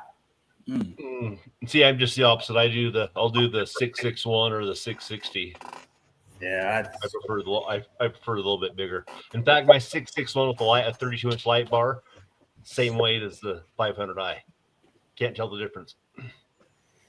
Yeah, I bought with a lot more stuff. Feather light bars. They're worth the money. They are worth the money. Not everybody's in the same size wood, though. You know what I mean? Right. From east to west, guys. I mean, the dimensions of the wood are huge. My logs are. I can go from 18-inch tops to 20. The logs are different sizes. Not everything I was bucking this week was 30 inches and up. Yeah. Well, thank you, Angry Arler. Zach, Boy, the you, crazies are out tonight. Well, And out around X Woodsman. He said he was going to stop by and stop by his camp, Zach, on his way to Woodsman's next year. He wants to show you all his tools. I saw that's amazing. I just wanted to say that being on here with you guys has been a real pleasure. I enjoy being able to interact with the world at large, and you guys in particular. It's always been a great time. It's getting pretty late here at my home. I think it's time for me to sign out. It's a real honor that I get to join you guys again with better internet connection and have the ability to answer all the questions and take part in the conversation. It's a real pleasure. I'm excited, like I said, to be able to introduce our lineup of tongs. I hope that the people on our live stream tonight will go check out our website, logrite.com. You can call our office. You can ask for me if you have any questions. We're always there if you have questions about using our products or what you need. Our office staff is very friendly and always open to take questions. So if you're not sure how something works, or you have a question about the products that you already own, or you're just interested in getting one of our tools or one of our products and you're not sure which one's right for you, you can call our office and we'll walk you through how to get the right tool in your hands, because it is important depending on what you're doing. I'm never going to recommend somebody get a 72-inch mega hook if they just want to roll cants on their smaller sawmill. And our staff is knowledgeable. Our team works really hard to make sure our customers get the products that they need. What is your office phone number, Zach? Oh boy. Put him on the spot. Good going, Tim. I was just going to put it up there so people Now can. Dan, you just got him a demerit from Dad. Come on. It's 1-800-631-4791. Good comeback. 4791. All right. Zach, you're always welcome to come on. If you got something new that you're coming out with and you want to come on for 30 minutes or so and just tell us about it, you're always welcome to come on and join us to help your company and to promote things if you want. I appreciate that. Like I said, go on the website, check out our tongs. There will be some media coming out on the use of the tongs and our move into making the firewood processing a little bit easier, whether it's picking up logs or reaching across trailers. And like I said, check out the website, give our office a call if you have any questions or you're looking for our products. You can find like our legs, our tools, the arches, the blue creeper, everything's right there. Just call or visit the website. But no Do you have hats. a YouTube channel for Logrite? What's that? Do you have a YouTube channel for Logrite? We do have a Logrite YouTube channel. The YouTube channel consists on videos of our products, some videos on how our products work and things like that. We don't post regularly as in like daily updates or anything like that. It's an informational YouTube channel used to inform our customers on how our stuff works. Good. Yeah. That's always handy. Somebody buys something or looking at buying it, they go to, watch a YouTube video and get a little more knowledge before they call you in. Yeah. Because we're all human and we can't remember everything, but if I can Google search or YouTube search, I can learn a lot. Yeah. And like I said, if you call our office, we can direct you to places where you can find examples of our products being used and how they work. And, we use tools in that way in order to direct the people who are looking for something to find the product that's right for them. I didn't look while I was on your website, but I'm sure you got a dealer locator. Yes. Yep. Okay. There's a dealer locator on our website. Awesome. So. Well, Zach, we really appreciate you coming by tonight and being a guest. Thank you, guys. I appreciate it so much. I hope you enjoy your evening. I look forward to seeing everybody at our trade shows and hopefully at our open house in April. Be on the lookout for that. We'd love to have everybody show up and see. Yeah, Rick and I'd like to come out to that, so might see you then. Awesome. Thanks, Thank Zach. you, guys. Thanks, Zach. All right. Good night, Zach. Have a good night, Zach.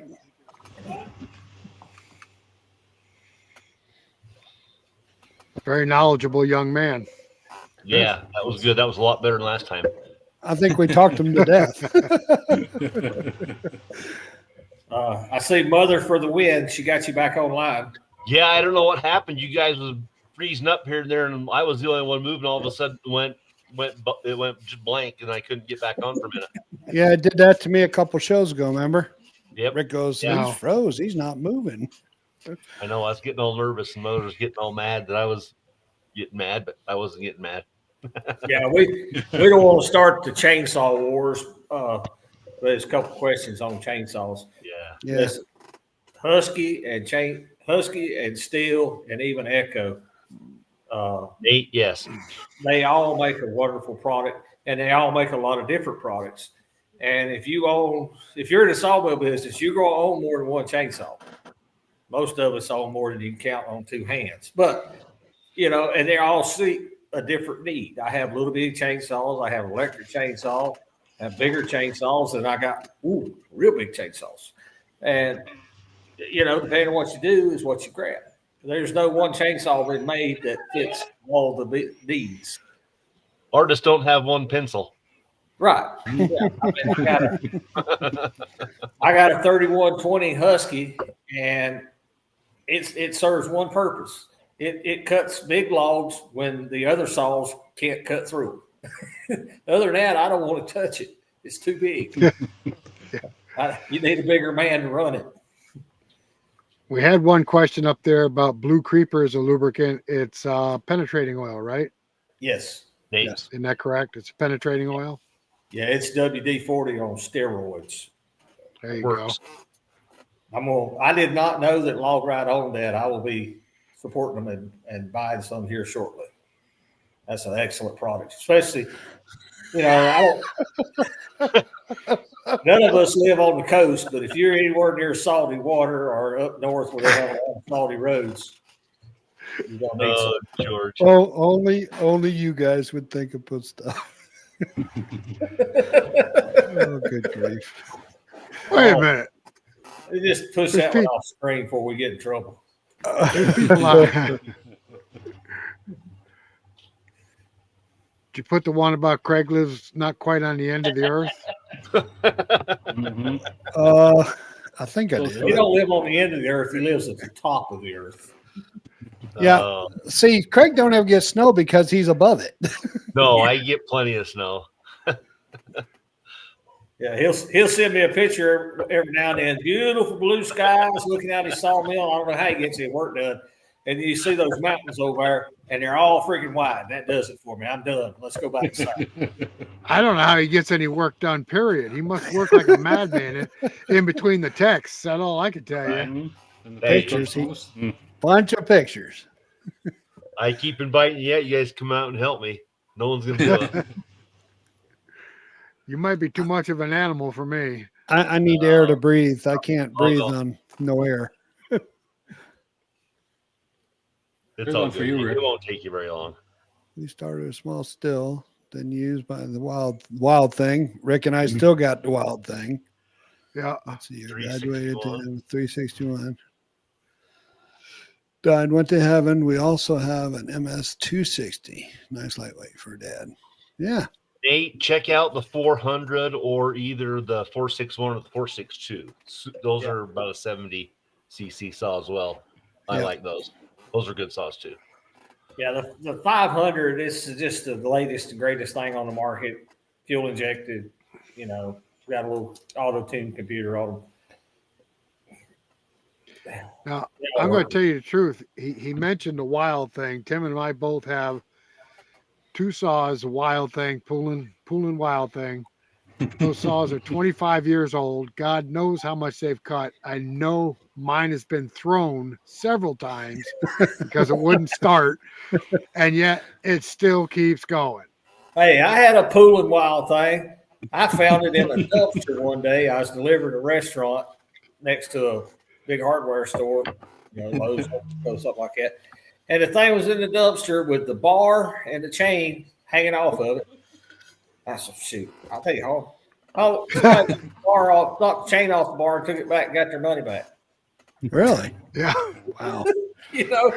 I used it for a long time. And it was a good gift because at the time I couldn't afford a new saw. Well, we had them as the chainsaw mills, but now they're both debarkers. So Oh, Right. they they got still have their debarkers. purpose. I didn't watch They the got video. debarkers on them now. Was it Chick Canick put out a video, I think it's today or yesterday, about why Pull-On Wild Thing's her favorite saw. I didn't watch it to find out why, but Who was that? they're out there. People love them. Oh yeah, purple There's and an green. You guys done a video on that debarker that you got from Hudson? You guys? Have you guys done a video? They on don't- We've They don't sell it anymore. used it. We've used them on videos, but they don't sell them anymore, Craig. that? Okay. I was Yeah, their wondering. manufacturer. I don't. The manufacturer went out of business, I think. they probably couldn't afford the liability on that thing. It looks crazy when you use it. Yeah, you're probably right. Well, And it I tell you played what, nice it works flying ground. works great on roots that are just above the ground that where your lawnmower hits. Yeah, well, they're not supposed to be anymore. a stump grinder. Just use some dull sawzall blades for you. Run around the yard and just stick it in. Off that little root. But Yeah, they were cheap. They're only like what, a buck 25 or something. Or No, buck I think 19? they're like $79. but whoever invited Zach on, y'all did a good job. Yeah, Yeah. we've had yeah. a bunch of good guests on, and I think Jack's going to be on next month. Yeah, So, Jack Beckwith, he's Woodmiser's going always, to be next month. He's Okay. always a good time. Yeah, That is he's a people person. Yeah, he's a man of knowledge. I mean, he Yeah, told us so yeah, much he about blades last time he was on here. It's crazy. We didn't even Yeah. know. Yeah. That was crazy. Well, Craig's very knowledgeable about blades. He's like, use the bimetal. I'm like, okay, why? Because. yes, I used a carbide once. Hadn't given me a Well- problem yet. No, blades are a touchy subject. Well, you're not going to kill yourself with it, but don't let it get away from you. I can tell you that. I Well, I see don't where know that if you'll debarker kill would- yourself with it, but but be careful. I can see if it gets away from you, you're going to have some skin marks. I'll tell you that. Yeah, keep Yeah. it off your shit. Yeah. Rick and Tim, as much it as up. you modified your meals, why hadn't you made a debarker for your meal? Well, I don't know because our logs are clean. Don't give and him we really any don't- ideas, Eric. we Eric, really don't give him need any it. more ideas. You need something I'm to work running out on of- next week. I'm running out of room for him and all those ideas. I'm gonna have to build a bigger sawmill. What do you think he's doing when he falls asleep so quick? He's dreaming of things. Yeah. It's You every don't know day how I many come home times- from work. He goes, "Come on over. I got something to show you." What do you got this time? You don't know how many ideas that Hudson has of ours that they're going to implement eventually. Yep, they're working on them. It's more Yeah, me. McCulloch. Who grew up running a McCulloch chainsaw? I did. I did. Man. Remember the thumb pumpers are the ones that is right beside the bar? You Thumb had to- pumper, Yeah, Thumb pumper. pumper. thumb pumpers. 16 Now- inch. Now, you're going to laugh, but years ago I had a home light, a big home light. I don't know what it was for sure, but that saw was a beast. It Did was y'all heavy, carry but a little gas bottle in your sawmill box? no. We always carried a little squirt bottle of gas, stand that McCulloch up on the end, squirt a little bit, and Oh. get it cranked. Hey, you people don't know what you enjoying with these modern saws. Just mash a button and crank them. Yeah. Oh, I know. But Is that Andy Paul with his McCulloch? The Yeah. 1010? It has a thumb pump on it. Yep. I saw that when we were over there. I still got a Yeah, couple of home light. wall I think hangers it was. from the wall. 360 I Pro. think it was a home light 360 I had. That saw was a beast. I couldn't kill it. Who made home And I ended up, Rick? and I I ended up grew up- selling it. I I ended up grew up selling it. using a couple of them old McCullochs, and Dad bought Husky 77. Now them was wicked saws for the time. No anti-vibration on them. When you grabbed a hold of it, you was holding the motor. Oh, absolutely. Rick, didn't you have a steel that had a head that would rotate? I bar? had I had an old steel that the bar would rotate. You could turn it 90 degrees to the Sideways? saw. Wow. And it had a tube that came off the air shroud that went to the carburetor like a turbocharger. That was a man saw, I tell you. Yeah. I don't know what happened. I never run I a don't know what bow happened saw. Have any of you guys ever run one of the old bow saws? Yeah, No. I run a bow saw. What was the benefit of that? I have no clue. Oh, You it couldn't just cut a made- tree. I couldn't Couldn't, imagine any. I think it was a firewood saw. You couldn't cut a tree down with it. Oh no. No, It yeah, just that was built to take on to cutting on wood on the ground. Okay. Yeah, I think that's It what just you couldn't looks cut a tree dangerous down. sitting there. Yeah, it's dangerous. Yeah, I've been on the other end of that McCulloch too. Andy. Yeah, that's we not didn't- fun. That's not fun. Not fun. We never had one with a helper hand on the end. I have Oh, one. man. I got a 6-foot bar for my Alaskan mill that's got a helper handle on the other end. Never have got Yeah, to use it. Won't bother me if we never use it. I had an old saw with a helper handle on the other end, but I never got it running. Yeah. You've had quite a few saws, Rick. Yeah, I have. the I've gone years. through a lot of saws. Rick, was that steel that rotated? Was that a 4-cycle? Some of those early No, steels. no, No, it was a 2-stroke, but But that thing was huge, though. the bar, the width of the bar was like almost 6 inches. It was a huge saw. It was crazy. It was a crazy saw. It was blue, wasn't it? Or was it painted Huh? blue? Somebody painted No, blue? it was red. It was red. It was red. I thought it was I blue think for the some bar. reason. I think the bar was so that you could turn the bar 90 degrees and cut into a tree without turning the engine. You know what I'm talking about? Keep the Yeah. engine level. Yeah. But no, it was a 2-stroke, that was a beast too. Home Electric Lighting Company. Interesting. Yeah, I had that Home Light 360 Pro, and I ran that saw for 20 years, and then I sold it to somebody for $100, and as far as I know, they're still running it. So, Paul, what does Andy prefer? Does he let you do all the chainsawing, or do you let him have fun? No, he has some fun with it too, but I think I prefer it. But that's the fun stuff. Heck yeah. I've been wanting to ask you that for a minute. The Husky 372, that's a nice saw. It is. I still have a 372. It's just blowed up, but the only reason I bought a 500i Too much humidity. instead of another 372 is because they went up $600 on the price and didn't do a thing to the. All my Crazy. Canadian buddies are Husky fans, but I Eric, you're the first one that's true Husky buddy. Who? Eric. Oh, I like Eric? them all. Yeah. Yeah. If they crank and I run, got- they're good. Yeah. No, I I agree. got a little bit of everything. Yep. I think somebody asked a question. Did Home Light make the Sears brand? I think they did. Yeah, I thought they did too. I think they did. Probably at some point in the career, every company's made a saw for Sears. Yeah, Yeah. I think you're right. Craftsman. That's Craftsman. And one of the we pick on your wild thing, pull on wild things, but they're actually, I should say this. Okay, saws. The problems with most of the saws that customers buy, I used to be in the retail, is they use them once a year, and they sit for a year till next time you use them. Everything's all gummed up and put it away, didn't drain the gas or anything like that.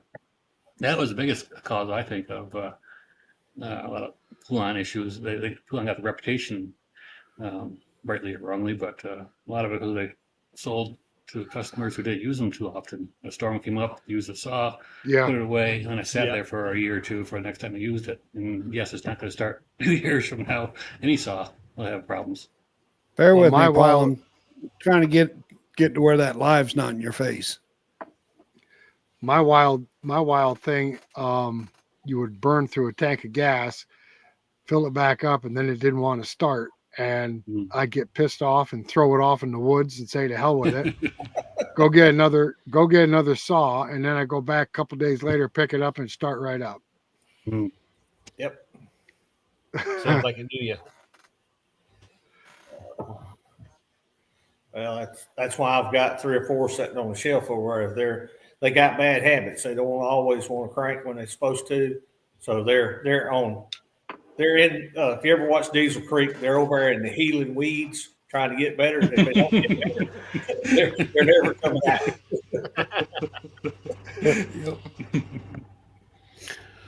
What about the old eager beavers? I don't remember I that. remember the Eager Beaver.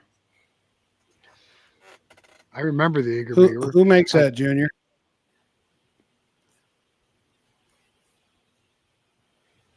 Now, if you guys ever get up north of Utica to where the Hudson Sawmill place is, if you want to see some old saws, they literally have a chainsaw museum there. You can go in there and see them for free. Yeah, the Eager Beaver was made by McCulloch. Yeah, McCulloch. Okay. Yeah. Yeah, at one time, in the 60s through the 80s, McCulloch was, top of the market. They made good stuff. Oh yeah. Oh yeah. I guess they kind of got into that Craftsman Sears mentality, started making cheaper and cheaper and just ruined their reputation, never innovated. And that's about the time when I was growing up, Husky come on the American market and they just produced a superior saw. That was Right. that's the first saw I'd ever put my hands on and turned 12, 13,000 RPM. It might rattle your teeth, but man, that thing would cut. Yeah, but the first Huskies that came out, they ran so many RPMs that you had to replace the piston in it once a year. I can remember that. Yeah, my dad still Yep. got that 77, and it's a monster for what it Yeah. is. All right. So who has a chainsaw mill? Paul, you guys got one, don't you? I got one. Don't use it, but I Eric's got it. got one. Craig, you still got one? Oh yeah, yeah, Stays in the garage as long as possible. yeah. It's a kind of a niche market here. It's Yeah, almost like work, though. I had I saw- people ask me at one time, about doing it, and I got tired of not telling them I didn't. So I bought a big saw and a big mill, and I hadn't had anybody ask since. I saw a chainsaw mill at Woodsman's Days one time, and I walked away shaking my head, and that'll never happen to me. Wrong. Wrong. I'm talking about the chainsaw mill. I'll never own one. Too much Yeah. work. Yeah. It's a very niche market. It's not worth it. Wood-Mizer makes a mill now that cut 52 inches, and they're very affordable. Yeah, I'd do that before I'd go chainsaw milling. Even a dedicated slabber mill. Yeah, Yeah, a buddy of mine's got one. Is it the LX 250 or something like that? yeah, yeah. The 250, even the 150 cuts pretty big. Yeah, he bought the 52-inch slabbing mill because that's about all he does. And if I need one or got a customer needs one, here, call this guy. Yeah, Pass the love around. yeah. Yeah. Yeah, I guess they would be good for splitting a big log, right? Chainsaw mills. Huge. Come in handy for it. But don't you have to have a special chain to run those? We'll just run a ripping chain. Yeah, you have a ripping chain. Yeah, just a 10-degree tooth. Yeah, you just take where a regular chain's got like a 20-degree angle in it. It's what, like 5, 6? It's not much. Yeah, I think my ripping chains are 10. Yeah, they take the rake out of the cut so that you don't get those long slivers when you're cutting across grain. Okay. That's probably what's the that's LX3? yours. That's the mill right under the LX 450. Yeah. All right. So that What's LX, I've is got a that couple of- hydraulic? Yes. Okay. And all the LX stuff is Twin rail. comes in, the carriage comes in sections, so you can just make it basically as long as you want to make it. Oh, the twin rail. Yeah. Yeah, that's all I got twin you. rail. Okay, I got you. I mean, if you got a niche market and you're sawing 30-foot slabs, that's what you need to buy. Unless you want to go spend big money and buy that WN 4000 or something. Yeah, I've got Yeah, you're right. a buddy of mine that is down there in Louisiana, down south in down by Joe Maine, and he's run a LT50 for years, and he just did, I think, 40 something feet of LT15 track. Oh, there's good money in it. Even where I'm at, if I could saw 26 foot stuff, you can make good money at it because there's nobody around that gets even close to that. Yeah. Oh, Right. I still have a 12-foot extension. I haven't had time to get rigged that I need to. Well, you're Lot sawing to ground. stuff more so than the public, right? Most of the time. But if people knew you could do it, they'd come to see you to buy that 30-foot log. Mm-hmm. Yeah. And Well, we watched. you don't saw 30 foot for the same price you saw 8 foot. No. Nowhere close. 60, We watched them. 60 inches wide. Holy cow. We watched them George, put. the 250 is not, but the four. I thought you meant the 450. The 450 is hydraulic. The 250 is not. Yeah, correct. I Okay, think so that's like a push mill then, like Paul and Andy have. No, well, no, there wouldn't be any hydraulic controls like the clamp, turner, Okay. that sort of stuff. It's electric up and down, and it's power fed. Okay. But it's just 2 rails sitting on the ground, so there's no hydraulics to help you. Okay, I got you. Gotcha. So If you that go will big- take a 60 inch you go log big though. tractor to turn it over, or a big Andy. Well, we watched them put a 50-inch log on a slabber mill at Hudson at the show. Yeah. And I don't want to ever have to mess with a log like that. Never. Yeah, they couldn't even hardly get it up there with equipment. And it took 4 men to roll it. Yeah, that's And crazy. we were two of them helping. Yeah. How long do you think it was? 8 foot 6. Oh, I think it 8 was footer? Yeah, No, 8 foot 6. not the one they put on the slabber. It wasn't.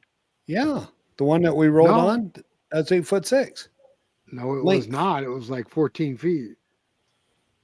Oh, that's right. They were making. Yeah, you're right. Yeah. You're right. They were making tables. The big tables. Yep, you're right. Yeah. Am I wrong? I'm bad. Took four of us. John Faber was one of them that helped. You know, he was sawing. Was it a four hardwood of or us. softwood? No, it was pine. It was white pine. That's still 1,851 board feet on a dull scale. Whew. Yeah. It was huge. And that's 2.8. So 1,850 times 2.8. So, Neil, what do you want me to clap for you? Okay, great. Yeah. 80. That's Big- 5,000 who cares? pounds long. You boys Nobody going cares. you wasn't going to roll Nobody that by hand. We got ice. We got snow. What do you want, Neil? Come on. I'm just playing with you, buddy. All right, guys, we've hit the 10 o'clock mark. Does that mean you got cookies, milk, and bedtime, or what's going on, Grandpa? Well,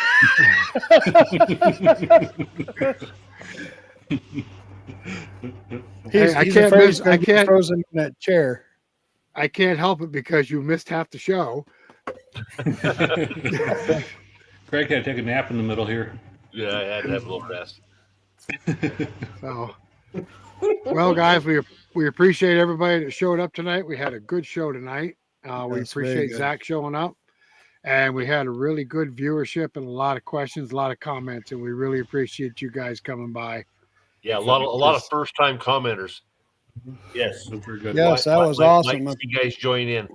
We appreciate all the everybody. comments. That's why we're here. I enjoy these guys. I know them all, personally, but we enjoy meeting you people coming in and commenting and interacting with us. It makes it enjoyable. Well, that's the biggest thing about this live stream we're trying to do is be interactive with people that want to come in and have questions of, sawmilling or tools or that and guys can chainsaws. ask questions to other guys that and have more Correct. contact to guys are going to know certain stuff, and Right. knowing more guys does help. And then we're all over the country. So, I mean, it's not like we're all from one place. So that helps out too. Right. Yeah, we're missing we all- our Mississippi man tonight. Mississippi, we're missing Indiana, Indiana, yeah. Indiana, Mississippi. and then Thomas from Tennessee. Where is Thomas? He hadn't been in yet, Greg. Thomas, he's getting his house done. He's getting closer. Okay. So I thought he was going to be coming on in October, and I just thought about that. I built a house once. It took 2 wives. Yeah, y'all gonna have John Beckwith next month. You need to call him up and tell him that he needs to require Joe Main to come on with him. We did have Joe on here one time. Yeah, we had Joe on here one time. Yeah. Craig Well, set that when up, we didn't you? do blades again, when we get into blades again, and in the new year, we can talk Joe and maybe coming back on first of the year or something. Sure. You Well, guys, we appreciate everybody that showed up tonight, and thank you so much for commenting and even some of the funny comments. It was nice to have a lot of interaction with everybody. Thanks for being part of our show. We appreciate it. yes, sir. All right, guys, hang All right. around. We'll catch you on the next one, guys. Every third Saturday night. Every third Saturday of the month at 8 p.m. Eastern Standard Time. That would be 5 o'clock your time, right, Greg? No, 6. 6. Okay. All right, everybody. Thanks for coming. Have a good night. Good night, everybody. Good night. We want to thank everybody for stopping by the show tonight. And remember, it's the third Saturday of every month that we all gather and are on the show. See you later, guys.